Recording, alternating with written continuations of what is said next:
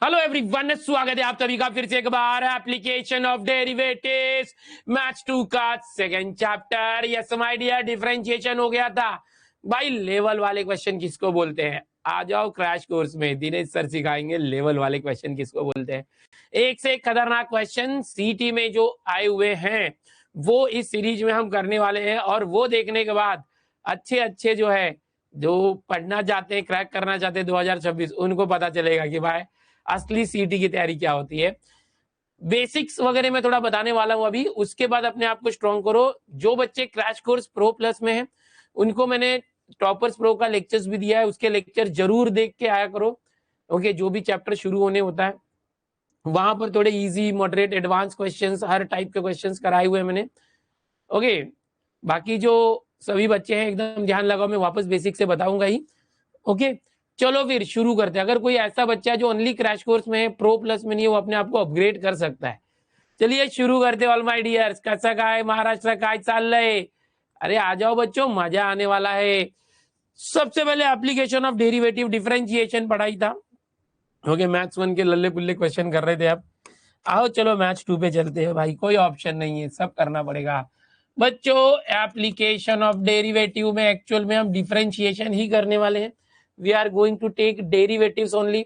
इसके अंदर कुछ जो क्वेश्चंस के टाइप है, सबसे पहला क्वेश्चन का टाइप है टेंजेंट एंड नॉर्मल। हमें करना होता है जब भी टेंजेंट एंड नॉर्मल फाइंड करना है और उसका इक्वेशन फाइंड करना है, उसकी दो चीजें फाइंड करनी होती है, एक स्लोप और एक इक्वेशन। कैसे आता है बच्चों, कैसे आता है?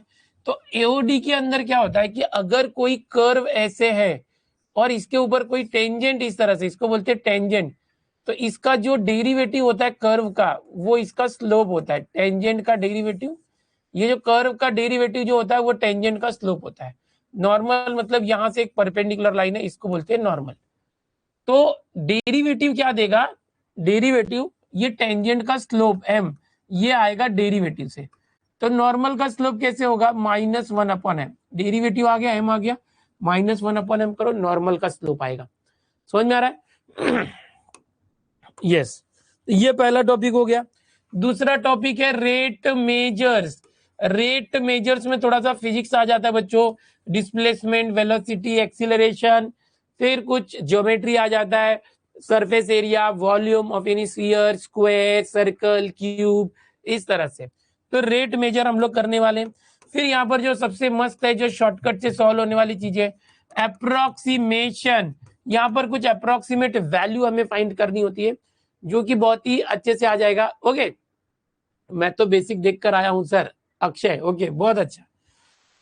फिर इसके बाद होता है Rolle's theorem. Rolle's theorem and Lagrange's mean value theorem, ये दो टाइप के थियरम होते हैं। इसमें भी बहुत सारे शॉर्टकट से ये सॉल्व हो जाता है। फिर लास्टली आपको मिलेगा increasing decreasing function. Increasing function, decreasing function एकदम देख लो कैसे क्या है, टॉपिक देख लो। इन टॉपिक के ऊपर ही क्वेश्चन आने वाले हैं, कोई दूसरा क्वेश्चन नहीं आएगा बच्चों। Maximum minimum values, maximum minimum values. चलो, अब ये आपका पूरा सिलेबस है जिसको आपको पढ़ना है एप्लीकेशन ऑफ डेरिवेटिव में। ठीक है, बच्चा लिख रहा है आपको देखकर अलग ही कॉन्फिडेंस आता है। यस माय डियर, पाटिल लिखते हैं। ओके चलो बच्चों, तो ये याद रखना है, हर बार मैं बताते रहता हूं, जब भी एप्लीकेशन ऑफ डेरिवेटिव करना है आपको इन चीजों से होकर गुजरना है। देखो अभी तक आपने बोर्ड की जब तैयारी की तब आप एक्सरसाइज वाइज तैयार करते थे। आप जब टेंजेंट एंड नॉर्मल के क्वेश्चन करते थे तो आपको पता होता था ये क्वेश्चन टेंजेंट नॉर्मल वाला है, उसके फॉर्मूले के हिसाब से आप करते थे। जब आप रेट मेजर का क्वेश्चन आते थे, सारे रेट मेजर वाले क्वेश्चन करते थे, है ना। अप्रोक्सीमेशन का क्वेश्चन बता रहा हूं तो मैं सारे अप्रोक्सीमेशन के क्वेश्चन बता रहा हूँ।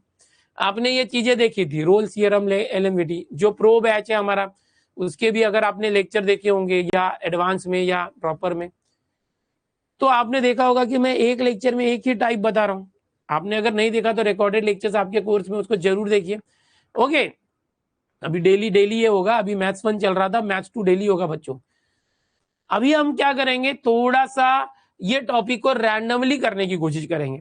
मैं जितना हो सकेगा कोशिश करूंगा सिमिलर टाइप के क्वेश्चन एक साथ लेने, बट आपको रैंडम क्वेश्चन सॉल्व करने की प्रैक्टिस होनी चाहिए। बिकॉज सीटी में 50 क्वेश्चन आएंगे, पूरे 25 चैप्टर से कोई भी क्वेश्चन किसी भी चैप्टर का कहीं पे भी उठा के आएगा। अभी आप कर रहे हो ट्रिगो का क्वेश्चन और अचानक से इंटीग्रेशन का उसके बाद वाला क्वेश्चन है, उसके बाद वाला लीनियर प्रोग्रामिंग है, उसके बाद वाला चेप दिया डेफिनेट इंटीग्रेशन, उसके बाद आ गया वेक्टर का क्वेश्चन। तो अचानक से आपका जो माइंड है वो चेंज होना चाहिए। ऐसा नहीं कि मैं अभी मेरे माइंड में सिर्फ डिफरेंशिएशन के फॉर्मूले कर रहा हूं, अचानक इंटीग्रेशन आया तो मैं उल्टा फॉर्मूला लगाऊं। तो वो प्रैक्टिस भी बहुत जरूरी है कि अचानक से क्वेश्चन चेंज होता है, उसका चैप्टर चेंज होता है, उसका फॉर्मूला चेंज होता है, तो अपने माइंड को ये आना चाहिए। ठीक है बच्चों, तो चलो अभी मैं सारे इसके ऊपर एक एक करके बताता हूँ। सबसे पहले बताऊंगा टेंजेंट के ऊपर। देखो बच्चों, आपको कोई भी एक कर्व दिया होगा, जरा समझना है, ये कर्व का कोई एक इक्वेशन होगा, समझो इस तरह से 2x³ + 3x + 5 ऐसे, और आपको बोला जाएगा कि इस कर्व के ऊपर एक टेंजेंट है। ये टेंजेंट है, समझने की कोशिश करो, ये टेंजेंट है और ये टेंजेंट का स्लोप निकालो। तो स्लोप कैसे आएगा, ये जो, और यहाँ पर एक टचिंग पॉइंट होता है, समझो 1, 2। आपको ये जो y है उसका डेरिवेटिव निकालना है बच्चों। y का डेरिवेटिव 3 2 6x², 3x का 3। आपको जहां भी ये देखो, ये x की वैल्यू 1 है और y की वैल्यू 2 है, x की जगह 1 रख दो, 1² 1 × 6 6, 3 × 1 3 9। ये जो डेरिवेटिव होता है वो ही स्लोप होता है। तो ये जो टेंजेंट है स्पर्श रेखा, इसका स्लोप 9 आ गया। स्लोप कैसे निकाला, जो भी ये कर्व है उसका डेरिवेटिव करेंगे तो स्लोप आता है। सबसे इंपॉर्टेंट ये है। अभी यहाँ पर एक कंसेप्ट और होता है कि भाई जो ये टेंजेंट है इसका इक्वेशन क्या होगा, इक्वेशन ऑफ टेंजेंट क्या होगा बच्चों, इक्वेशन ऑफ टेंजेंट एकदम ध्यान से देखना बच्चा। इसका फॉर्मूला होता है y - y1 = mx - x1, equation of tangent होता है। वैसे ही बच्चों अगर आपको बताऊं कि एक नॉर्मल होता है, जो टचिंग पॉइंट है टेंजेंट का, यहां से एक 90 डिग्री पे एक लाइन जाती है, इसको बोलते हैं नॉर्मल। क्या बोलते हैं इसको, नॉर्मल। इसको बोलते हैं टेंजेंट, याद रखना है। तो कभी भी दो लाइंस अगर परपेंडिकुलर है, इसका स्लोप समझो m है, इसका स्लोप होगा -1/m। तो अगर मुझे बोलेगा इक्वेशन ऑफ नॉर्मल निकालो, नॉर्मल का इक्वेशन, तो मैं सेम करूंगा y - y1 = x - x1। जो ये स्लोप टेंजेंट का m था, टेंजेंट का स्लोप m था, ये जो नॉर्मल का स्लोप -1/m होता है, तो यहाँ -1/m रखेंगे, बस यही करना है।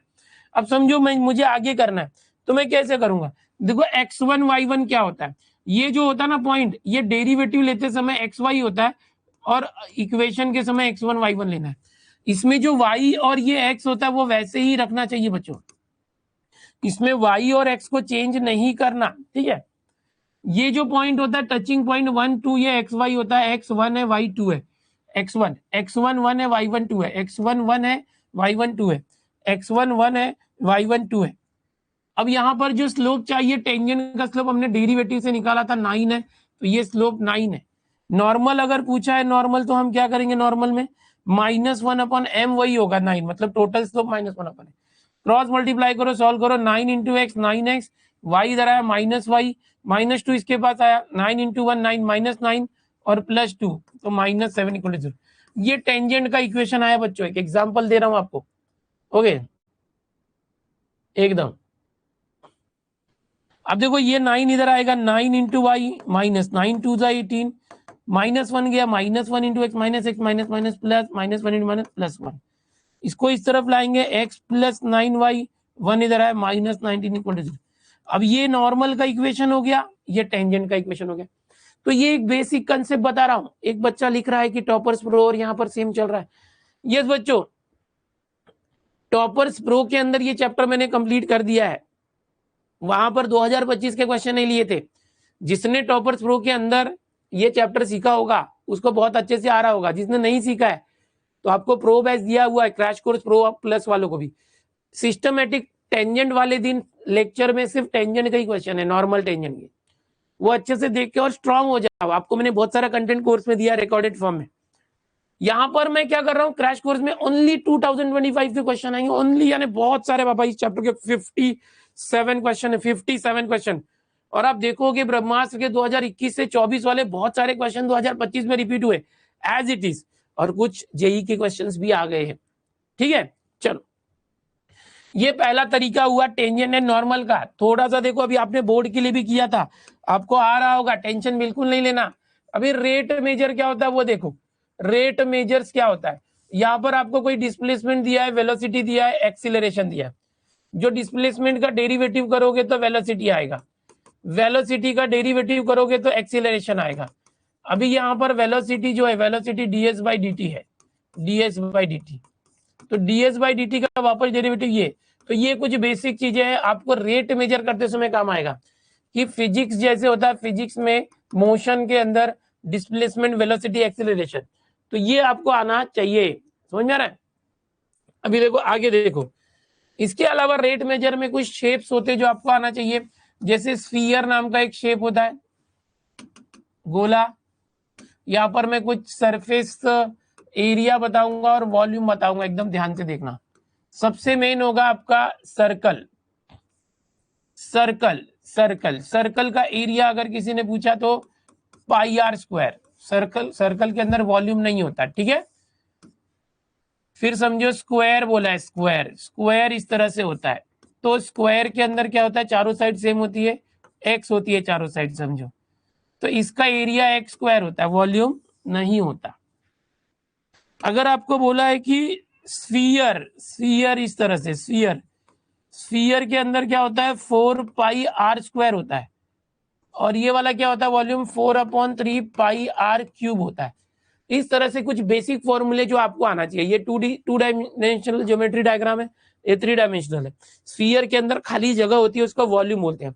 तो ऐसे कुछ बेसिक फॉर्मूले जो है आपको आने चाहिए। मैंने जो फॉर्मूला शीट आपको दी हुई है, उसके अंदर एक लास्ट चैप्टर है फॉर्मूले शीट में, लास्ट फॉर्मूले की लास्ट शीट पे जाएंगे तो बहुत सारे ऐसे शेप मैंने दिए, उसको जरूर याद कर लेना, ठीक है। अभी आपको बता दूं, ये जो क्रैश कोर्स है ये पूरा अप्रैल में दोनों अटेम्प्ट तक चलेगा, 31 मई तक है, टेंशन मत लेना। देखो बच्चों, स्फीयर जो है, स्फीयर एक चूड़ी जैसा होता है, बांगड़ी जैसा, रिंग जैसा होता है। और अरे सॉरी, सर्कल जो है रिंग जैसा होता है, सर्कल रिंग जैसा होता है। स्फीयर जो है फुटबॉल जैसा होता है, 3D शेप होता है। ऐसे mean surface area, this is surface area, surface area, ठीक है। फॉर्मूला शीट कोर्स के कंटेंट में, आप कंटेंट में जाओगे, आपको फॉर्मूला, हैंड रिटन फॉर्मूला करके लिखा होगा, ओके। अभी हम लोग चलते हैं, यहां पर मैंने 2 टॉपिक आपको कराया, रेट मेजर और इक्वेशन ऑफ टेंजेंट, यहां तक हुआ है।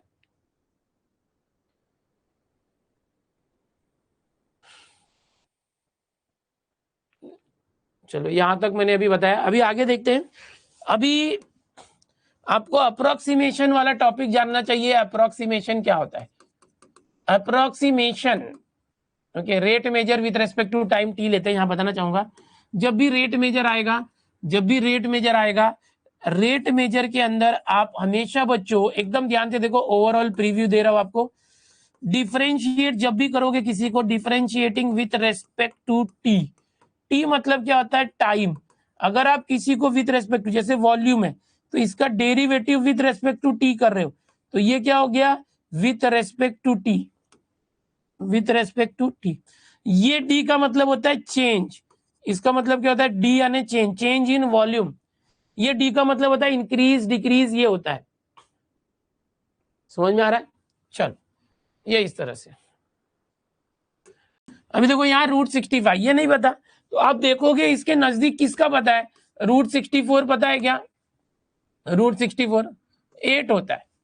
तो √65 क्या होगा, 65 से थोड़ा सा ज्यादा है ना, तो ये 8.00001 या ऐसे कुछ होगा, समझे क्या, 1 ऐसे कुछ इसके करीब होगा। इससे हम अंदाज से आंसर निकाल सकते हैं, ओके।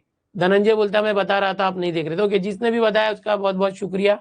3x का डेरिवेटिव 3 था, मैंने गलती से x लिख दिया था, ओके चलो।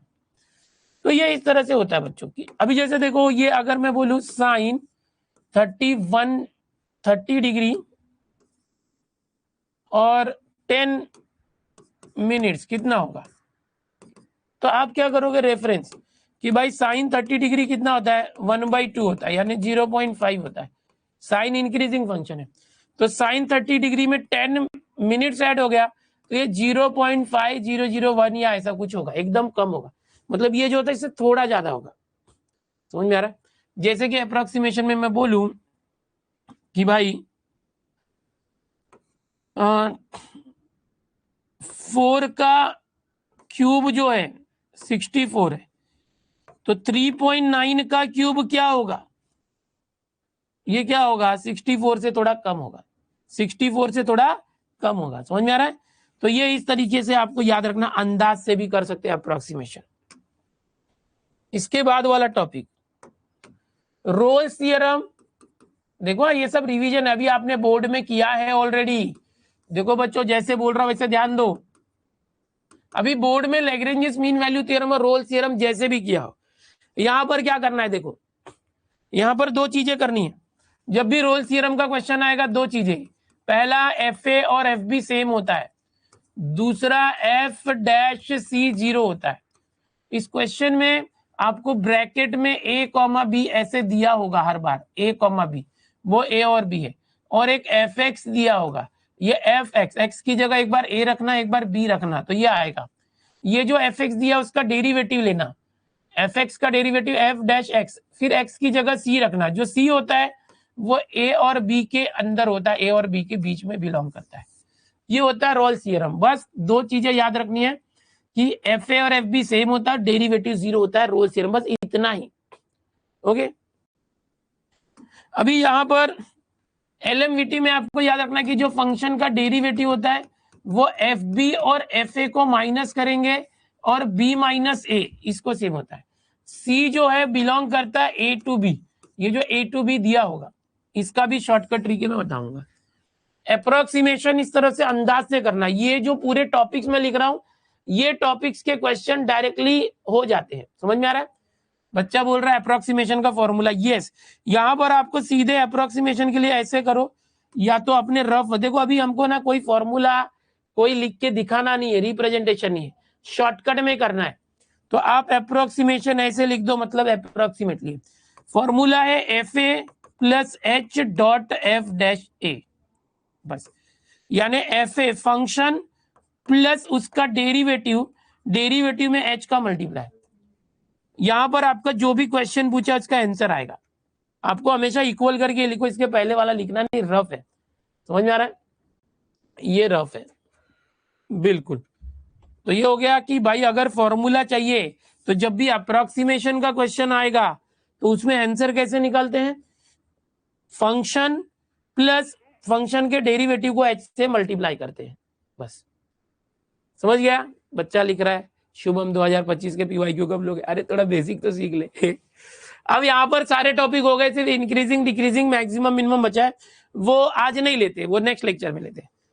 अभी यहाँ पर मैं बताना चाहूंगा कि अपने जो एप्लीकेशन ऑफ डेरिवेटिव 2025 की ये मेरी फाइल है, मैंने पूरे हाथों से इसका सोल्यूशन बनाया हुआ है पूरा। और ये ब्रह्मास्त्र के लिए आपने ब्रह्मास्त्र लिया होगा बुक, ब्रह्मास्त्र चैंपियन वगैरह जो भी बुक है ये, इस बुक के अंदर सब क्वेश्चन आंसर की है। ओके, तो उसका हैंड रिटन सोल्यूशन पूरा ये मेरे पास है, देखो हाथों में, और इसका स्कैन करके मैंने अपलोड किया हुआ है सोल्यूशन में। इसको वीडियो लेक्चर के जरिए समझाते हुए करूंगा।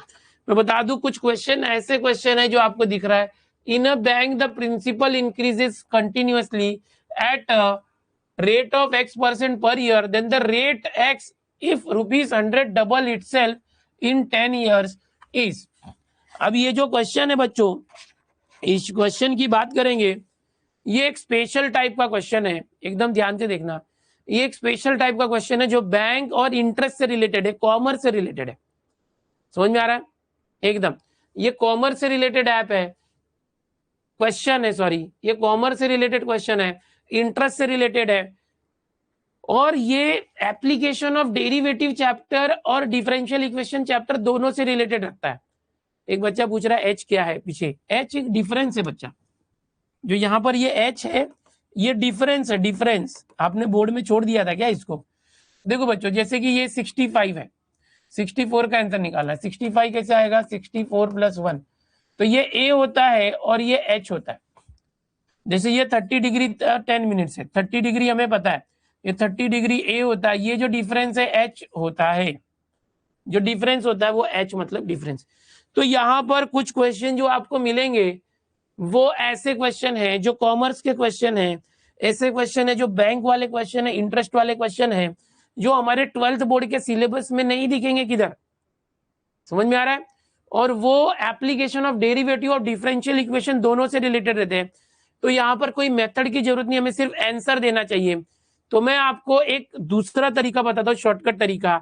बिना डेरिवेटिव किए, बिना डिफरेंशियल इक्वेशन किए हम इसका आंसर निकाल सकते हैं। और ऐसे बहुत से क्वेश्चन पिछले 2024-23 में भी आए थे और अभी 2025 में भी बहुत सारे क्वेश्चन आए थे। अब मैं आपको बता दूं 2024 में बहुत सारे क्वेश्चन आए थे।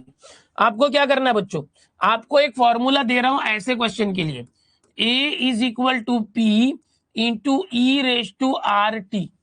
आपको बस ये याद रखना है बच्चों, ये एक फॉर्मूला। अभी ऐसे बहुत सारे क्वेश्चन है, रिपीट होंगे। इसके अंदर कुछ टर्मिनोलॉजी सिखाता हूं। देखो कॉमर्स में घुस गए हम लोग। ए देखो, पी मतलब प्रिंसिपल अमाउंट, प्रिंसिपल। अगर आप समझो कि बैंक में आपने कुछ पैसे जमा किए तो वो प्रिंसिपल अमाउंट होता है। पी आपने कुछ पैसे जमा किए बैंक में। और समझो कि यहाँ पर टी मतलब टाइम, टाइम मतलब 5 ईयर है। समझो कि 5 साल के बाद ये पैसे समझो डबल हो गए, ट्रिपल हो गए। अब 5 साल के बाद आप गए तो ये आपने समझो कि 1 लाख रुपया दिया तो बैंक से आपको 3 लाख रुपए मिल गए। तो कितना मिला, वो ए होता है total amount with interest. R क्या है, रेट ऑफ इंटरेस्ट। आर क्या है, रेट ऑफ इंटरेस्ट, ब्याज की दर। ओके, ये कॉमर्स का क्वेश्चन होता है, याद रखो, rate of interest R. T क्या है, टाइम, कितने टाइम के लिए। समझो आपने 1 लाख रुपए बैंक में जमा किए, वो आपका मूलधन है यानी प्रिंसिपल है। आपने 1 लाख रुपए बैंक में जमा किए, कितने साल के लिए, 5 साल के लिए। टी जो है 5 ईयर है। समझो बैंक वाले ने बोला आपको हम लोग 6% इंटरेस्ट देंगे, आर जो 6%, तो ये आर हो गया 6%। ए मतलब आपको 5 साल के बाद कितना रुपया टोटल अमाउंट रिसीव होता है, total amount receive after 5 year. तो वो कैसे होता है, वो जो ये होता है वो प्रिंसिपल के साथ इंटरेस्ट प्लस कर देंगे। इंटरेस्ट जो है वो प्लस कर देंगे, इंटरेस्ट अमाउंट। तो आपका ये होता है, ये बेसिक नॉलेज होता है, ठीक है। एकदम ध्यान से देखो, क्वेश्चन पे आते हैं। बैंक के अंदर एक ऐसा तरीका बिना डेरिवेटिव के होगा। द प्रिंसिपल इंक्रीजेस, प्रिंसिपल यानी पी है, P continuously at a rate of x% per year. अब ये रेट है, आर क्या है, x% है per year. Then the rate x if ₹100 doubles itself in 10 year. Principal यानी शुरू में 100 रुपए उसने जमा किया, बोलता है डबल इटसेल्फ इन 10 ईयर्स, मतलब टाइम जो है 10 ईयर है। ध्यान से समझो, टाइम कितना है, 10 ईयर्स है। और वो डबल हो गया, 100 रुपया डबल हो गया 200 हो गया, यानी जो बाद में पैसा मिलने वाला है 200 है। थोड़ा सा मैंने टर्मिनोलॉजी बता दी है। एक लड़का लिख रहा है जल्दी करो जल्दी करो, अबे रुक बे, जल्दी करके किधर, पनवेल पहुंचना है, पहले समझ तो ले, मैं जो सिखा रहा हूं ये समझ ले। ओके, ऐसे और क्वेश्चन है। 100 रुपया जो था वो डबल हो गया 200 रुपया हो गया 10 साल में। तो अब ये पूछता है कि बताओ कि then the rate of X कितना होगा। तो आप ये फॉर्मूला यूज करो बच्चों, ये जो फॉर्मूला ये यूज करो। ए कितना है 200, पी कितना है 100 into E raise to R कितना है x%, टी कितना है 10। अभी देखो यहाँ पर जो आर है x% है, कितना है देखो यहाँ पर, देखो यहाँ पर लिखा x%, मैंने भी लिखा r x% मतलब होता है x/100।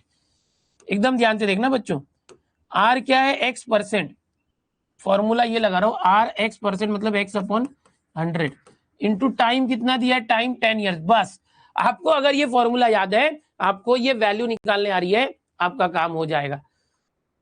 All clear? ओके, चलो आपको मैं बता रहा था कि ये फॉर्मूला बस आपको याद रखना है।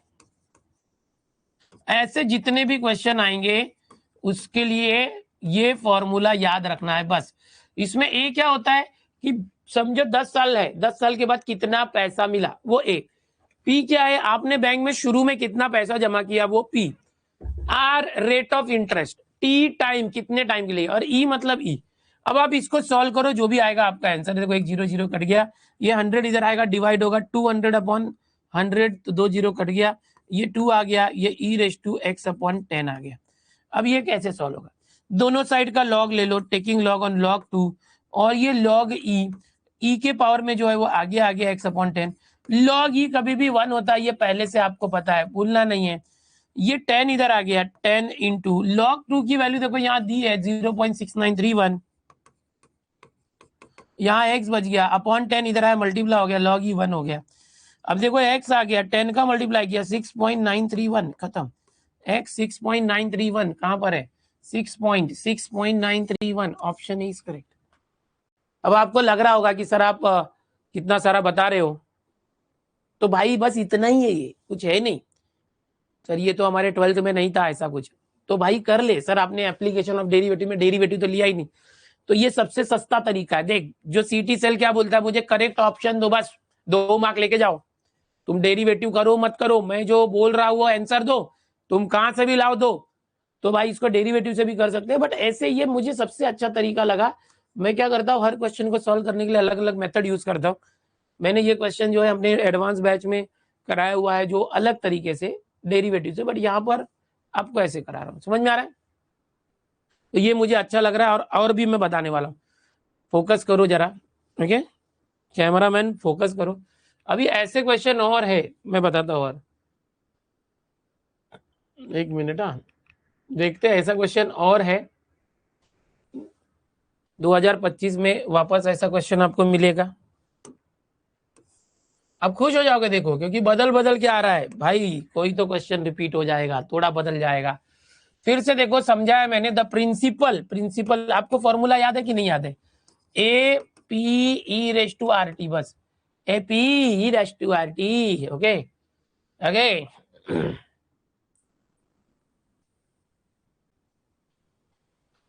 देखो, the principal increases continuously in a newly opened bank at the rate of 10%। तो क्या मिला वो? रेट 10% है, 10/100। वाह, ध्यान से देखना। An amount of ₹2000 is deposited, कितना जमा किया? 2000, तो वो पी है, 2000 रुपया जमा with the bank. How much will it become after 5 year? Time कितना है? 5 ईयर्स है। बोलता है 5 साल के बाद कितना हो जाएगा, मतलब जो ए होता है ना वो कितना होगा, समझने की कोशिश करो। मैंने बैंक में 2000 जमा किया, तो 5 साल के बाद वो कितना मुझे बैंक वाला देगा, वो ए होता है, मिश्रधन बोलते हैं उसको। ओके, तो कैसे होगा? देखो ये फॉर्मूला अप्लाई करना है बस। क्या फॉर्मूला? ए पता नहीं है, पी पता है, 2000 इंटू ई, आर कितना है? 10%, 10/100 इंटू टाइम कितना है? 5 है, 0 0 कट गया, और ये हो गया देखो, ये 2000 इंटू ई रेस टू 5/10, 0.5, और ई रेस टू 0.5 दिया था, तो 2000 इंटू ये दिया हुआ है 1.648। तो आप क्या करोगे? 2 का मल्टीप्लाई करो, 2 8 16, 1 2 4 8 1 9, 2 6 12, 1 2 1 2 3, 3 डिजिट पे पॉइंट, अच्छा 3 0 1 2 3 0, 3 डिजिट पे पॉइंट, ये कट गया, 3296, 3296 देखो, अरे 3296 3269 सब एक जैसा दिया इधर उधर करके। आंसर क्या है? 3296, 3296, ऑप्शन 20 करेक्ट। अब बताओ, अब बताओ, पीछे मैं समझा रहा था तो लग रहा था बाबरे सर कितना टाइम ले रहे हो, स्लो मत सिखाओ। अभी क्या लग रहा है? अब तो एक बार आप समझ गए कि principal amount, A amount, are T क्या होता है। आपको जस्ट वो पकड़ना, एक फॉर्मूला चेप देना, एकदम सिंपल है भाई। तो ऐसे क्वेश्चन से डरो मत। ये जो है मैंने ब्रह्मास्त्र के सोल्यूशन में ये तरीके से दिया 2025 के, 2024 में आपको डेरिवेटिव का भी मिल रहा होगा। ओके, समझ गए? ठीक है, चलो अभी आगे बढ़ते हैं, एक एक करके करेंगे। अभी ना मैं आपको सबसे पहले अप्रोक्सीमेशन वाले क्वेश्चन ले लेता हूं, और रोल्स थ्योरम वाले क्वेश्चन। रोल्स थ्योरम वाला बच्चा बोला था ना, ये सब क्वेश्चन पहले लेते हैं।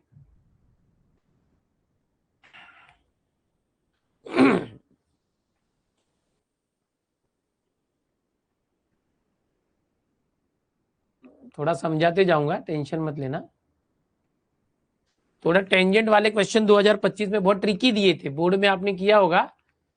तो ये बहुत सारे क्वेश्चन है जो मैं सब आपको कराने वाला हूं।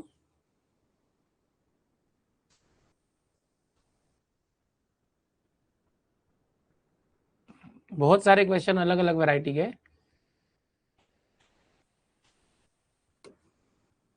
चलो अप्रोक्सीमेट वैल्यू, अप्रोक्सीमेट वैल्यू 2025 का एक क्वेश्चन है, 35 पे एक था, और देखते हैं।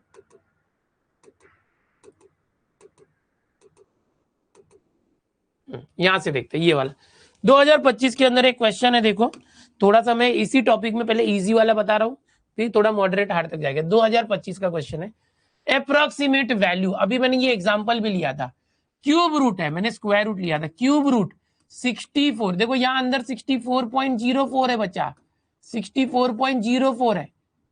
64.04 को फोड़ सकते हैं, 64 + 0.04, क्यों मालूम है? क्योंकि ये क्यूब रूट है, क्यूब रूट 64 का क्यूब रूट पता है, 4 4 जा 16, 4 जा 64, 64 का क्यूब रूट 4 होता है। तो ये क्या बोल रहा है, क्यूब रूट ऑफ, अगर 64 में थोड़ा सा 0.04 बढ़ा दो, 64 का क्यूब रूट क्या होता है 4, 64 में 0.4 बढ़ा दो तो आंसर क्या आएगा, ये आ जाएगा 4.00 समथिंग आएगा। इसका आंसर 4 है। अगर 64 को थोड़ा सा बढ़ाया तो उसका क्यूब रूट भी थोड़ा सा 0.00 से बढ़ जाएगा। तो कभी कभी क्या होता है कि हम जो है देखते हैं ये जो ऑप्शन है 4.00, ये चारों में से 4.00 के नजदीक जो रहेगा उसको पकड़ते, बट यहां पर देखोगे कि चारों आंसर एक जैसे दिख रहे हैं। चारों आंसर कैसे दिख रहे हैं, एक जैसे।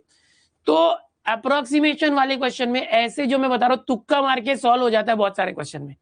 खाली कुछ क्वेश्चन ऐसे होते हैं जिसमें जो ऑप्शन है सब एक जैसे, 4 पॉइंट के बाद 3 बार 0 दिया है तो नहीं हो रहा है, तो ये तुक्का से नहीं होगा, इसको सॉल्व करना पड़ेगा।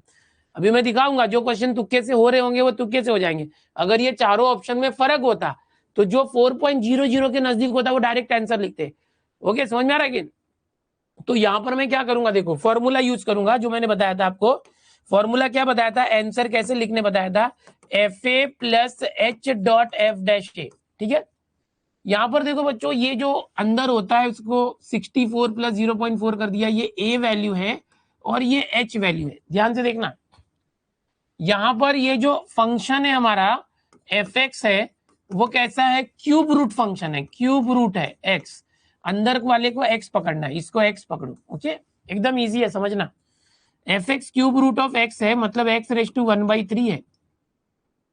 इसका आप डेरिवेटिव निकालो एफ डैश एक्स, तो इसका मतलब इसका एक्स रेज टू 1/3 का 1/3 X raise to 1/3 minus 1, 1/3 minus 1 तो -2/3, तो ये आ गया -2/3।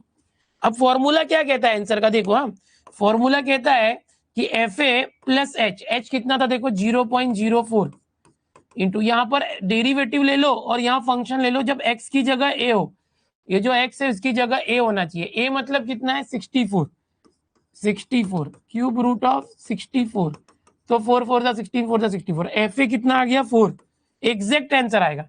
एफ डैश ए, ये जो एफ डैश ए, एक्स की जगह ए, एक्स की जगह ए कितना है 64, एक्स की जगह 64 का पावर -2/3, इसको सॉल्व करो।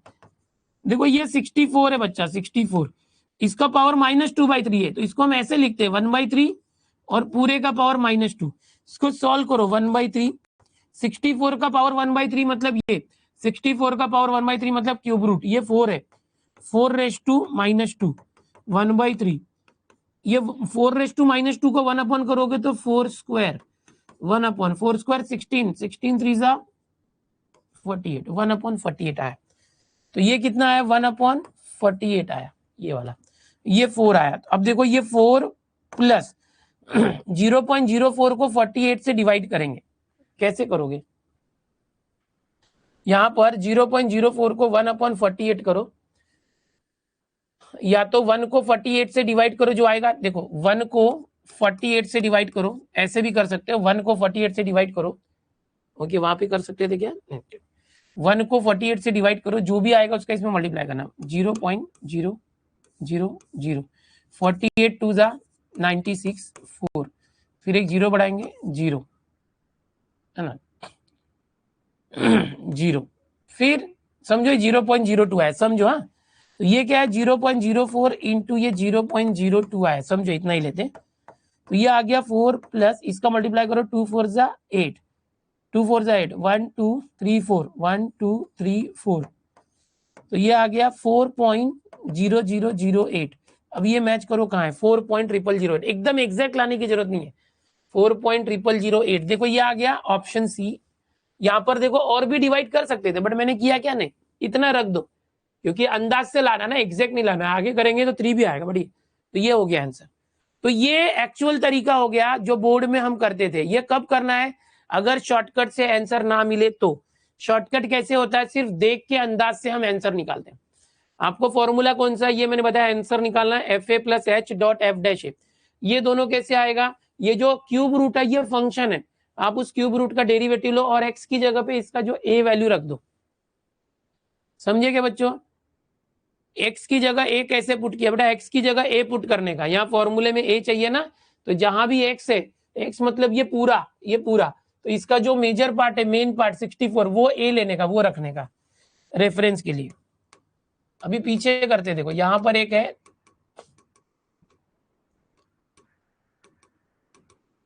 हाँ चलो ये क्वेश्चन है, ये कॉस वाला क्वेश्चन है। देखो आपको थोड़ा सा समझना पड़ेगा बच्चों, साइन और कॉस के टेबल को समझो, साइन और कॉस के टेबल को समझो, 0, 30, 45, 60, 90, अगर आपको याद है तो।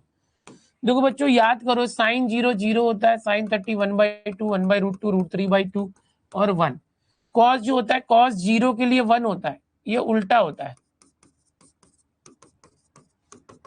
और 90 के लिए 0 होता है। यहां से हमें पता चलता है साइन की वैल्यू 0 से बढ़ते बढ़ते 1 हो जा रही है, अगर एंगल बढ़ रहा है तो साइन इंक्रीजिंग फंक्शन है। कॉस की वैल्यू 1 से शुरू होकर कम होते जा रही है, 0 हो जा रही है, तो कॉस डिक्रीजिंग फंक्शन है, कॉस की वैल्यू कम होती जाती है। अगर आप ग्राफ भी देखते हो, एप्लीकेशन ऑफ डेरिवेटिव में हमने सीखा था, जो साइन ग्राफ होता है 0, π/2, पाई, समझने की कोशिश करना, 3π/2, 2π। साइन का ग्राफ 0 से ऊपर उठता है, पाई पे नीचे आता है, फिर पाई से नीचे आके 2π। साइन की वैल्यू ऐसे बढ़ते बढ़ते जाती है 0 से पाई तक। कॉस का क्या होता है ग्राफ, हमने देखा था, कॉस जो है यहाँ पर π/2 है, यहाँ पर पाई है, 3π/2 है और 2π, समझाने के लिए बता रहा हूँ, ऊपर से नीचे आता है, ओके, इस तरह से, ये ऐसे। कॉस की वैल्यू 1 है, 1 से नीचे आता है 0 तक, यहाँ पर -1, 1 -1, तो कॉस डिक्रीजिंग होता है स्टार्टिंग में। कॉस क्या होता है, 0 से 90 में, 0 से 90 में कॉस जो है डिक्रीजिंग होता है, और साइन जो है वो क्या हो रहा है, वो इंक्रीजिंग होता है। देखो साइन जो है 0 से बढ़ते जा रहा है, 90 के बाद कम हो जाता है, फिर कॉस जो है 0 से 90 में कम हो रहा है, 90 के बाद भी कम हो रहा है, फिर पाई के बाद उठते जा रहा है। तो ये कुछ बेसिक चीजें हैं जो आपको आना चाहिए, समझ में आ रहा है। इसका फायदा यहाँ क्या होगा, देखो मैं बताता हूँ आपको क्या होगा। अगर मैं बोलूं साइन 30 की वैल्यू जो है वो 1/2 यानी 0.5 है, तो मैं बोलूंगा साइन 30 डिग्री 30 मिनट्स की वैल्यू क्या होगी, तो तुम क्या बोलोगे, अगर साइन 30 की वैल्यू 0.5 है, ठीक है, तो साइन कैसा फंक्शन है, साइन 0.500 ऐसा समथिंग बढ़ते जाएगा, समझे कि नहीं, 1 या ऐसा कुछ होगा। उल्टा अगर मैं कॉस की बात करूं, कॉस 30 डिग्री है या कॉस 60 डिग्री है, समझो कॉस 60 डिग्री क्या होता है, 1/2 होता है, 1/2 यानी 0.5 होता है। अगर मैं बोलूं इसमें अगर मैं 30 मिनट्स बढ़ा दूं तो क्या होगा, ये कॉस डिक्रीजिंग होता है। कॉस के अंदर अगर एंगल 60 था तो 0.5 था, अगर एंगल को आपने बढ़ा दिया तो ये जो वैल्यू है 0.4999 ऐसे कुछ हो जाएगा, कम हो जाएगा, समझ में आ रहा है। तो ये याद रखना है कि साइन में जो वैल्यू बढ़ती है, कॉस में वैल्यू कम हो जाए। अब यहाँ पर मैंने जानबूझ के क्यों बताया, क्योंकि कॉस का आंसर यहाँ पर है 2025 में। अब देखो the approximate value of cos, ये वही क्वेश्चन है। देखो अगर मैं बोलूंगा कॉस 60 डिग्री, इसके नजदीक है 59 30 मिनट के, कॉस 60 डिग्री की वैल्यू क्या होगी, अगर आप याद करो मैंने पीछे टेबल में दिया था, कॉस 60 डिग्री होती है 1/2, कॉस 60 क्या होता है 1/2 होता है, यानी 0.5 होता है। अब ये बोल रहा है कि अप्रोक्सीमेट वैल्यू क्या होगी कॉस इसकी, अगर मैं बोलूं कि 60 से थोड़ा कम करना चाहता हूं, मैं 60 से कम कर रहा हूं 59 30 मिनट्स, तो देखो मैंने आपको क्या सिखाया, अगर कॉस है तो कॉस डिक्रीजिंग होता है, अगर ये एंगल बढ़ाओगे तो ये वैल्यू कम होगी, और अगर ये एंगल कम करोगे तो वैल्यू बढ़ेगी, उल्टा होगा। यहाँ पर 60 से एंगल कम हो गया तो ये वैल्यू बढ़ जाएगी, 0.5 है ना, 0.5001 या ऐसा कुछ होगी। सर अभी तो बोला कम होगी, ये अगर ये एंगल 60 से ज्यादा होता तो ये वैल्यू कम हो जाती, बट ये 60 से एंगल कम हो गया तो ये वैल्यू बढ़ेगी, कॉस में उल्टा होता है। आप देखो 0.500 कुछ है क्या, ये दिख रहा है एकदम, तो ये ऑप्शन ए के नजदीक है, एकदम ऑप्शन ए के नजदीक है, समझ में आ रहा है।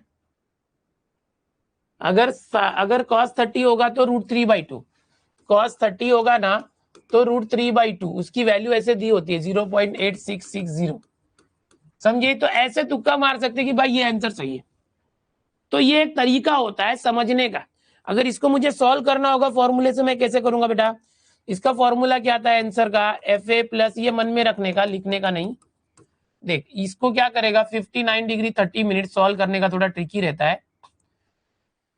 ये जो 59 डिग्री 30 मिनट्स है इसको स्प्लिट करेगा, ये 60 डिग्री से थोड़ा कम है, कितना कम है, 30 मिनट्स।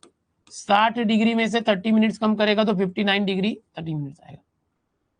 ये ए वैल्यू है, ये एच वैल्यू है, ठीक है। तो देख ये एच वैल्यू कितनी है, अभी यहाँ पर एफ ए, एफ एक्स पहले निकालना पड़ेगा। एफ एक्स क्या है, ये कॉस फंक्शन है, कॉस, कॉस एक्स, इसको समझ एक्स है।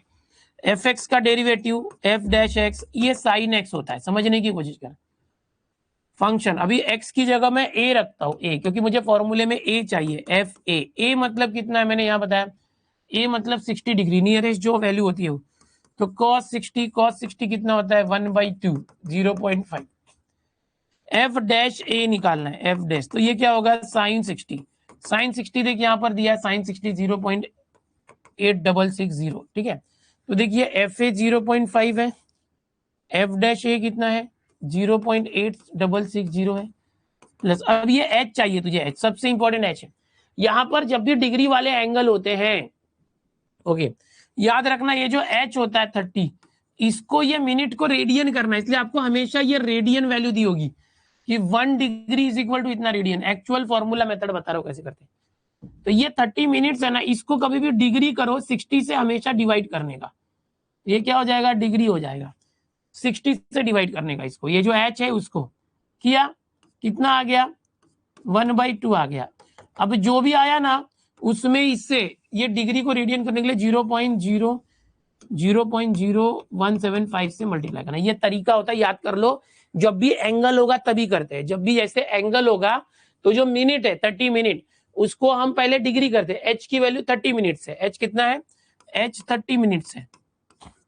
तो यहां पर जो फॉर्मूले में एच हमेशा रेडियन में रखना है, तो रेडियन लाने के लिए पहले इस मिनट को डिग्री में कन्वर्ट करेंगे, उसके लिए 60 से डिवाइड करेंगे, क्या आया 1/2, जो भी आया उसको रेडियन में कन्वर्ट करने के लिए जो वैल्यू दी है इससे मल्टीप्लाई करेंगे। अभी 2 से कट करोगे तो क्या आएगा, 2 से कट गया 0.0028 16, 2 7 14, 2 5 0.00875। अब यहां पर ये 0.5 है, प्लस है, इन दोनों का मल्टीप्लाई करो, जो भी यहां पर आंसर आएगा वो यहां पर आंसर आएगा। तो ये थोड़ा सा लेंथी चला जाता है, समझ में आ रहा है, समझ में आ रहा है क्या, ये ऐसे करना है। तो ये 0.5 के बाद 0 ही आएगा, ये ऑप्शन ही सही है, करके देख लेना। इसलिए जब भी अप्रोक्सीमेशन के क्वेश्चन आएंगे, थोड़ा सा होमवर्क में दे रहा हूं आपको, ये मल्टीप्लाई कर लेना, ओके। जब भी अप्रोक्सीमेशन आएगा तो आप ये तुक्का वाला स्ट्रेटेजी लगाना, ओके। चलो अभी आगे करते हैं और देखते हैं कि अप्रोक्सीमेशन और भी देखते हैं, फिर Rolle's theorem, Lagrange's mean value theorem करेंगे। क्वेश्चंस बहुत है, ये देखो अभी ये जो क्वेश्चन है ये बहुत बार रिपीटेड है, अभी टॉपर्स प्रो में हुआ था, ये सेम क्वेश्चन मैंने उनको बताया हुआ है प्रो बैच में भी, अल्फा बीटा अभी इस हफ्ते ही लेक्चर हुआ है। इंक्रीजिंग डिक्रीजिंग मैक्सिमम मिनिमम देखते हैं, आ जाए। चलो अप्रोक्सीमेट वैल्यू एक आया देखो 2025 का, ठीक है। अभी आपको जो तरीका बता रहा हूँ एकदम फोकस करो, अप्रोक्सीमेट वैल्यू। यहाँ पर देखो अप्रोक्सीमेट वैल्यू वाला एक क्वेश्चन और है, एक बिल्कुल नया क्वेश्चन है, ऐसा कभी ये पीवाईक्यू नहीं है, रिपीट नहीं हुआ कभी, ठीक है, ये एकदम अलग ही क्वेश्चन है। तो ये कैसे करेंगे, देखो इसको ना एकदम कैलकुलेटर मार दोगे तो भी चलेगा, जिसको नहीं आएगा ना वो कैसे करने का देखो मैं बताता हूँ। 2.002 का स्क्वायर है, स्क्वायर मतलब इसका मल्टीप्लाई इसमें ही करना है, ध्यान से देखो। हाँ, आपको अगर कुछ भी नहीं आता है तो इसका स्क्वायर करो और उसका रेसिप्रोकल कर देना। इसका स्क्वायर कैसे करेंगे, ऐसे 2 2 4 0 0 4 0 0 0 0 0 0 0, समझे।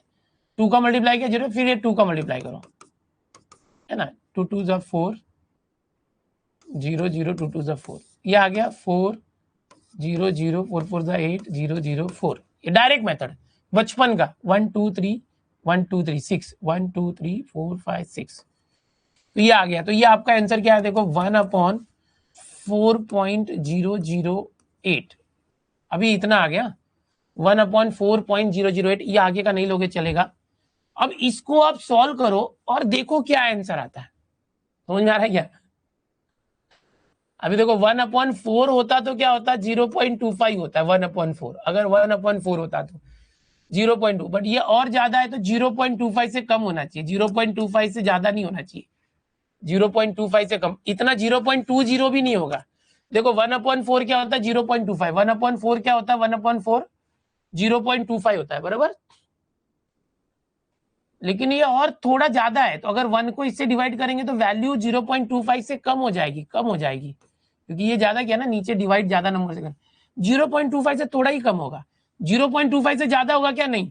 0.20 भाई, 0.25 से 0.20 तो नहीं, 0.23 भी नहीं होगा। ये सही आंसर है, बस समझिए क्या, मैंने अंदाज मारा, अंदाज। ऐसे आपको करना होगा। आप बोलोगे नहीं सर एक्चुअल मेथड से करे तो भी कर सकते हैं। एक्चुअल मेथड करते हैं। देखो ये जो फंक्शन हमारा है, अब देखो ये आंसर आ चुका है। ये जो फंक्शन है 1/x² है, और इसका डेरिवेटिव करोगे तो ये हो जाएगा -2/x³ हो जाएगा। यहां पर अगर मैं बात करूं, ये जो है 2.002 को 2 + 0.002 रख सकते हैं, ये x a h, समझे क्या। तो मैं एफ ए निकालूंगा तो 1/a मतलब 2 है, तो 2², ये 1/4 आ गया 0.25। यहां पर -2/x की जगह a रखना, हमेशा a रखना, 2³ तो -2/8 -1/4।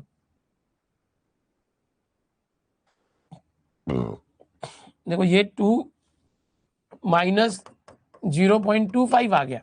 अब जो मेरा फॉर्मूला था वो अप्लाई करो, आंसर कैसे आएगा, एफ ए मतलब 0.25 प्लस ओके एच कितना था देखो 0.002 इंटू f', ये जो था ना f' -0.25, ये एक तरीका एग्जैक्ट 0.25 प्लस माइनस माइनस 25 2 ज़ा 50।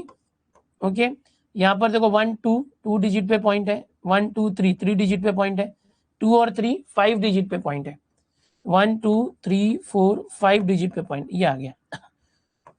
अब ये माइनस करना पड़ेगा, 0.25 0.25 000 ले लो, और ये 0.00050, लास्ट का जीरो तो हटा दो। ओ एक मिनट, गड़बड़ कर दिया।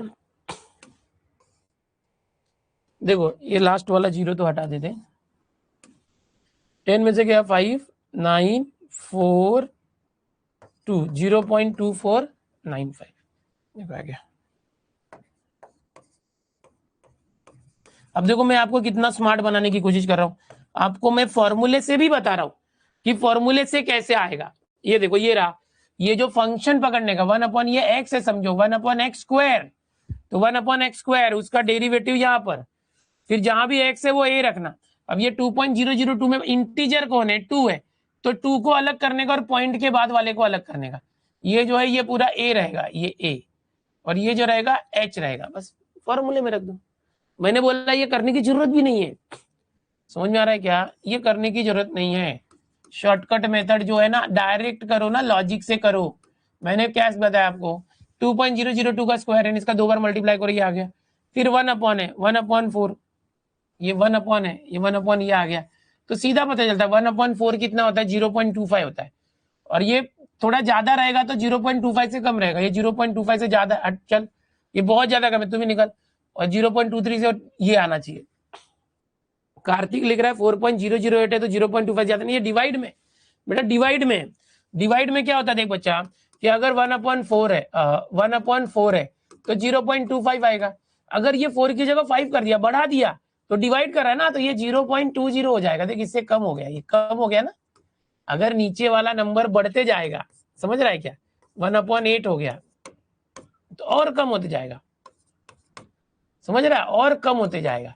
अगर आप नीचे वाला नंबर जो है बढ़ाते जा रहे हो तो जो आंसर कम होते जाता है, डिवाइड होता है। तो चलो Rolle's theorem Lagrange mean value theorem, एकदम ध्यान देना बच्चों।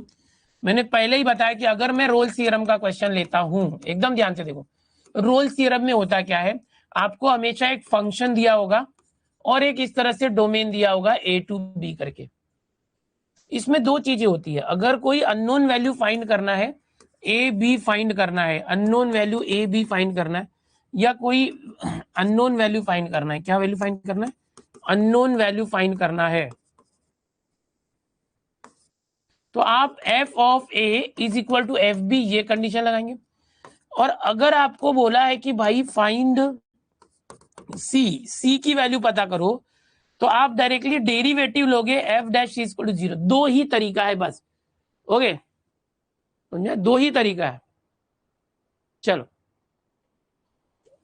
कैसे करना है देखो, यहां पर एक क्वेश्चन है, द फंक्शन, ये पहले का रिपीटेड क्वेश्चन है, 2025 में आया, ये ब्रह्मास्त्र से सीधा आया एकदम। देखो बच्चों ये एफ एक्स है, एफ एक्स क्या है, इसमें एक्स क्यूब है, 6x² है, ए और बी अलग से दिया हुआ, यहां पर कुछ अननोन वैल्यूज है, यहां पर अननोन वैल्यूज है, ये फाइंड करना है, यहां पर वो ए और बी फाइंड करना है जो अननोन वैल्यूज है, समझ रहे हो क्या। तो मैंने क्या बताया, जब भी यहां पर रोल्स थ्योरम दिया हो, ये रोल्स थ्योरम दिया हो, तो रोल्स थ्योरम में अगर आपको अननोन वैल्यूज फाइंड करनी है तो F A equal to F B ये तरीका होता है। और अगर आपको सी पता करना हो तो डेरिवेटिव निकालने का, एक्स की जगह सी रखने का 0। तो यहां पर क्या होगा, पहला तरीका F A is equal to F B, F A is equal to F B. अब ए बी मतलब ये जो होता है ना, ये 1 और 3, एक बार F1 लेने का, एक बार F3। सर ए बी नहीं लिख रहे हो आप, यहाँ पर आपने ए और बी लिखा था, ए और बी। मैं इसलिए नहीं लिख रहा हूँ क्योंकि इसने क्या किया, अंदर भी ए बी दिया है, ये भी ए बी, ये भी, दो बार ए बी कंफ्यूजन हो जाएगा, इसलिए नहीं लगा। देखा, डायरेक्ट आंसर आ जाएगा, डायरेक्ट, ध्यान से देख। अब ये 1 और 3 आ गया, 1 और 3 दोनों फंक्शन को इक्वल करो। ये जो एफ एक्स है, इसमें एक्स की जगह 1 रख देना एक बार, और ये जो एफ एक्स है, इसमें एक्स की जगह 3 रख देना, ये जो ब्रैकेट में होता है वो रखने का, दोनों को इक्वल करने का। तो जा x cube 1 cube 1 minus x square 1 square 1 into 6 6, ए इंटू 1 ए प्लस बी। अभी 3 रखो, देखो 3 क्यूब 27, 3 स्क्वायर 9 6 54, 3 इंटू ए प्लस बी, ये आ गया। क्या किया सर आपने, हमने ना ये जो एफ एक्स है, इसमें एक्स की जगह एक बार ये रखने का 1 और एक बार 3, और दोनों का आंसर सेम कर देने का। ऐसे करने से आपको ए और बी का एक रिलेशन आता है, ठीक है। अभी देखो इसको हम लोग ये करते, बी और बी गया कट, दोनों जगह बी सेम था, दोनों जगह बी सेम था। अब देखो ये ए वहां गया, तो ये हो गया 3a और -8 2a हो गया, 1 - 6 -5 है, 27 - 54, तो ये -27 आएगा, इधर आया तो +27 हो गया, 27 और -5, तो ये 22 हुआ, is equal to A, 2 into यहाँ पर आया डिवाइड बाई 2, ए हो गया 11। वाह, आपको ए की वैल्यू डायरेक्ट मिल गई 11। इसने पूछा ए और बी रेस्पेक्टिवली कितने होंगे, रेस्पेक्टिवली का मतलब कि ए की वैल्यू पहले दी है, बी की वैल्यू बाद में दी है। यहाँ पर ए की वैल्यू 11 है, आपको बी की वैल्यू भी निकालनी पड़ती, बट रुको, यहाँ पर आप देखोगे ए की वैल्यू 11 आनी चाहिए, कहां पर है, पहले 11 ये ए है, ये ए है, ये ए है, 11 कहां पर आया, ये है, तो ये पहला सही है। बी बिना निकाले, बी -6 ऑटोमेटिक आएगा। समझ गए बच्चों, एक से एक मस्त तरीका है, आप डरना नहीं। यहाँ पर याद रखना, रोल्स थ्योरम में भी दो तरीके होते। क्या तरीका होता है, मैंने क्या बताया भाई, अगर अननोन वैल्यू निकालना है, अननोन वैल्यू निकालना है, तो F A equal to F B, A और बी मतलब ये ब्रैकेट के नंबर्स, ओके। और अगर सी वैल्यू निकालना है तो वो भी मस्त तरीका होता है, डेरिवेटिव 0 करने का बस। चलो अभी आगे करते हैं, मस्त मस्त टेक्निक बता रहा हूं, आप देखो टेक्निक फॉलो करो, है ना। अभी मैं एक एक टॉपिक वाइज ही ले रहा हूं, थोड़ा सा करेंगे हम लोग इंक्रीजिंग। देखो फिर से रोल्स थ्योरम आया, फिर से 2025 में रोल्स थ्योरम आया, देखेंगे फिर से रोल्स थ्योरम है। बोल रहा है कि Rolle's theorem holds for the function F x दिया हुआ है, देखो एक्स क्यूब प्लस ए एक्स स्क्वायर प्लस यहां पर ये बी एक्स है, ये दिया हुआ है, और ये 1 to 2 दिया, समझ रहे हो, ये जो ब्रैकेट होता है ना, ये 1 से 2 ऐसे दिया हुआ है, देखो ये यहाँ पर 1 to 2 मतलब वो ब्रैकेट में जो हम ढूंढते हैं वो दिया हुआ है। At the point 4/3 then the value of A and B are respectively, value of A और बी क्या होगा। तो वही तरीका, जब भी आपको ये इक्वेशन के अंदर कुछ अननोन वैल्यू आए, तो मैंने क्या बताया, रोल्स थ्योरम में दो तरीके रहते हैं, एक F A equal to F B, unknown value है तो यही करो, और दूसरा क्या है, सी फाइंड करने के लिए डेरिवेटिव 0 करने का, रोल्स थ्योरम में ये तरीका है, बस समझ गए। अब यहाँ पर x की जगह आप क्या करोगे, एक बार 1 रखो, एक बार 2, देखो ये दिया 1 to 2, इस x की जगह एक बार 1 रखो और इक्वल कर दो और एक बार 2 रखो, 1 और 2 ऐसे दिया हुआ है। ओके, इस x की जगह एक बार 1 रखो, एक बार 2 रखो। अब इसको सॉल्व करते, इसको सॉल्व करते, x की जगह 1 रखो, क्या आएगा, 1 क्यूब 1, 1 स्क्वायर 1 इंटू ए, 1 इंटू बी आ गया। F2, इस x की जगह 2 रखो, 2 क्यूब 8, 2 स्क्वायर 4 इंटू ए 4a, फिर 2 इंटू बी, ये आ गया। ठीक है, अब ये आ चुका है। अभी देखना कैसे करेंगे। अब ये 4a है, a यहाँ गया 4a माइनस ए 3a, ये 2b है, b यहाँ गया 2b minus B 1b equal, ये 8 यहाँ लाते 1 माइनस 8 माइनस 7, मैंने एक इक्वेशन बना दिया। अब यहाँ पर a और b दो अननोन वैल्यू था, तो मैंने ये पहली कंडीशन रोल्स थ्योरम की यूज की और एक इक्वेशन बना दिया। अब एक्चुअल में बोर्ड में करते तो यहाँ पर एक c की value the eight the point c, मतलब ये c वैल्यू है, तो हम डेरिवेटिव निकाल के उसको जीरो करके फिर करते, फिर दूसरा इक्वेशन आता, फिर दोनों इक्वेशन को सॉल्व करते, इक्वेशन नंबर ये 1 है, वो इक्वेशन नंबर 2, तब जाके हमारा a और b आता। समझ में आ रहा है? यहां पर हम क्या करेंगे, जब भी कभी आपको एक इक्वेशन मिल जाए ना, जब भी कभी आपको एक इक्वेशन मिल जाए, ये 1 ओपन है तो भी चलेगा, कोई प्रॉब्लम नहीं है। बच्चा बोल रहा है 1 ओपन है, यहाँ इक्वल नहीं है तो भी चलेगा वो, हाँ, उसको डोमेन समझो ऐसे। अब यहां पर कभी भी आपको एक इक्वेशन मिल जाता है तो आप क्या करो, ए और बी है ना, ये वैल्यू रख के चेक करने का, ये शॉर्टकट मेथड होता है। क्या ये शॉर्टकट मेथड होता है? 5 8 x, ये ए और बी है, ए और बी है, ए की वैल्यू 5, बी की वैल्यू 8, तो ये रखे, पहला ऑप्शन रखते हैं, ए 5, 3 5 15 प्लस बी की वैल्यू 8, 15 प्लस 8 माइनस 7 आएगा क्या, ये माइनस 7 है, आएगा क्या, नहीं, तो पहला ऑप्शन नहीं। माइनस 8 5, माइनस 8 3 सा माइनस 24 और बी की वैल्यू 5 प्लस 5, माइनस 7 आ रहा है, नहीं। 8 माइनस 5, 8 3 सा प्लस 24 और माइनस 5, 24 माइनस 5 नहीं आ रहा है, माइनस 5 8, माइनस 5 3 सा माइनस 15 प्लस 8, माइनस 7 आ रहा है, यस आ रहा है, option D matches, option D satisfy. ये शॉर्टकट तरीका होता है बच्चों, ऐसे करने का, पूरा सॉल्व करने की जरूरत नहीं है। समझ में आ गया? ऐसे सॉल्व करना है, पूरा सॉल्व करने की जरूरत नहीं है बच्चा।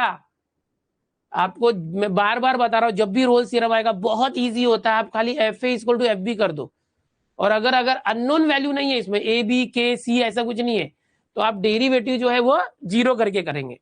आने दो क्वेश्चन। एक बच्चा लिख रहा है माइनस किधर से आया पिछले वाले क्वेश्चन में, 1 अपॉन एक्स स्क्वायर, उसको बताना चाहूंगा बच्चों, 1 upon X raise to N का डेरिवेटिव होता है बच्चा minus N upon X raise to N plus 1। 1 upon X square का ये 2 है ना, minus 2 upon X raise to 3 होता है। आप सबसे हाथ जोड़ के विनती है, जो बच्चे नए बच्चे हैं वो प्लीज प्लीज डेरिवेटिव के फॉर्मूले याद कर लो कि डेरिवेटिव क्या होता है, कैसे होता है, नहीं तो फिर आप ऐसे पूछोगे माइनस आया आपका गलत है, एक लड़का से आपका गलत है, ऐसे बोलता है।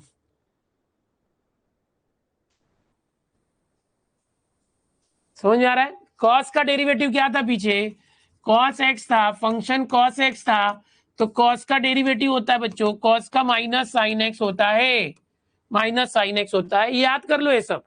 ये नहीं याद रहेगा तो फिर खाली गलत सही करते बैठोगे एकदम। बच्चा बोल रहा है सीटी में इतने इजी आते, बेटा अगर आपको कोई क्वेश्चन समझ में आ गया और आपको वो करने आ गया तो इजी लगेगा, नहीं तो यही क्वेश्चन खुद से करने बैठता तो हार्ड भी लगता। समझ रहे हैं? हार्ड लगता। अभी देखो यहाँ पर एक फंक्शन है और ये बोल रहा है कि इस फंक्शन में कोई ए और बी दिया है क्या, देखो अननोन वैल्यू सी डी कुछ दिया है क्या, नहीं। और ये बोला है रोल्स थ्योरम, जब भी रोल्स थ्योरम बोलेगा, मैंने क्या बोला था, F A equal to F B करना चाहिए, बट इस क्वेश्चन में ये नहीं जरूरत है। इसने बोला फाइंड सी, जब भी फाइंड सी बोलेगा, फाइंड सी, तो आप दूसरा वाला तरीका लगाओगे, डेरिवेटिव, डेरिवेटिव जीरो करने का। रोल्स थ्योरम याद कर लो। समझ में आ रहा है? तो कैसे करना है देखो बच्चों, यहाँ पर जैसे ये एफ एक्स है, तो इस एफ एक्स को पहले यहाँ पर तीन तीन लोग है, एक्स है, फिर एक्स प्लस 3 है, फिर ये, इन दोनों का मल्टीप्लाई कर लो, एक्स अंदर गया तो एक्स स्क्वायर प्लस 3x, ये हो गया, फिर ये E raise to minus X by 2, ये अभी फंक्शन है। अब ये बोल रहा है फंक्शन जो है satisfy all the conditions of Rolle's theorem -3, 0। तो यहां पर हमें क्या करना पता है कि ये जो एफ एक्स है इसका डेरिवेटिव लेना और इसको इक्वल टू 0 करना है। एफ एक्स का डेरिवेटिव इक्वल टू 0 करना है और बाद में जहां भी एक्स है उसकी जगह पर सी लिखना है। ये तरीका है, बोर्ड मेथड है। बट रुको, जब भी Rolle's theorem, Lagrange mean value theorem आएगा, ओके, जब भी कौशिक बोल रहा है प्रीवियस क्वेश्चन रोल्स थ्योरम समझ आ गया, थैंक यू। बिल्कुल ध्यान देना, यहां पर ये भी समझ में आना चाहिए। यहां पर याद रखना कि जब भी Rolle's theorem, Lagrange mean value theorem आएगा बच्चों, एकदम ध्यान से देखो, तो आपको करना क्या है, ये जो है ना ये बहुत इंपॉर्टेंट होता है बच्चों, ये डोमेन। आपको अगर मैं बोलूं नंबर लाइन है ऐसे -3, -2, -1, 0, 1, -4, तो इसका मतलब हमारा आंसर जो है -3 और 0 के बीच में होगा। सी की जो वैल्यू होगी, सी की वैल्यू -3 और 0 के बीच में होगा। मतलब ऐसे -3 और 0 नहीं होना चाहिए, -3 यहां पर इसको छोड़ के और इसको इसके अंदर होगा। मतलब समझ रहे हो, ये -3 नहीं होगा और 0 नहीं होगा, ये -3 नहीं होगा, 0 नहीं होगा, -3 से बड़ा होना चाहिए, 0 से छोटा होना। अब यहां पर डायरेक्ट आंसर समझने की कोशिश करो। इसमें अगर सी की वैल्यू चाहिए तो ये -3 के ज्यादा, देखो -3, -2, -1, 0, इससे ज्यादा और इससे कम होगा, ये दोनों नहीं होंगे कभी भी। तो इसने सी की वैल्यू -3 होगी क्या? -3 नहीं होगी। सी की वैल्यू 0 होगी क्या? 0 भी नहीं होगी। तो सी की वैल्यू होगी क्या? सी की वैल्यू इन दोनों के बीच में, इसके और इसके बीच में होगी। -2, -1 जो है वो हो सकता है। समझ में आ रहा है? समझ में आ रहा है एकदम। जब भी सी की वैल्यू देखी जाती है तो ओपन ब्रैकेट देखा जाता है। यहां भले क्लोज ब्रैकेट दिया है, सी की वैल्यू देखते समय हम ओपन ब्रैकेट देखते हैं। सी की वैल्यू कभी भी इन दोनों को इक्वल, तो ऐसे 50-50 में दोनों उड़ गए। अभी -2 और -1, हाँ ये -3, 0, ये दोनों में से कोई एक आंसर हो सकता है। कभी कभी क्या होता है, ये जो मैंने टेक्निक बताई इससे 3 लोग छट जाएंगे, डायरेक्ट आंसर आ जाएगा, सॉल्व भी नहीं करना पड़ेगा। ये टेक्निक याद रखो। सी क्या होता है? सी एक पॉइंट होता है। ये जो सी है वो एक पॉइंट है, जो ये -3 और 0 जो डोमेन दिया है इसके बीच में कहीं तो होगा C point. C is a point which is in between A to B. अब देखो इसको सॉल्व कैसे करने का बताता हूं। अभी एग्जैक्ट आंसर लाना है तो कैसे लाएंगे, ठीक है। सी, ये जो एफ एक्स है इसका डेरिवेटिव लो, उसको 0 करना है हमें बाद में। तो ये u into we, x² + 3x, इसका डेरिवेटिव यही आएगा, और -x/2 का डेरिवेटिव -1/2 ये आ गया, प्लस फिर e⁻⁻x/2 और इसका x² का 2x, x² का 2x, 3x का 3, ये डेरिवेटिव हो गया। अब हमें क्या करना है? सी की वैल्यू निकालनी। सी की वैल्यू निकालने के लिए क्या करेंगे?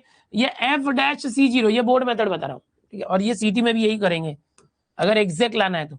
जहां भी x से 0 कर दो, c कर दो, f'(c), जहां भी है ना, सबसे पहले e⁻⁻x/2 कॉमन ले लो, x को c कर दो, c² + 3x, ओके, ये -1/2 है,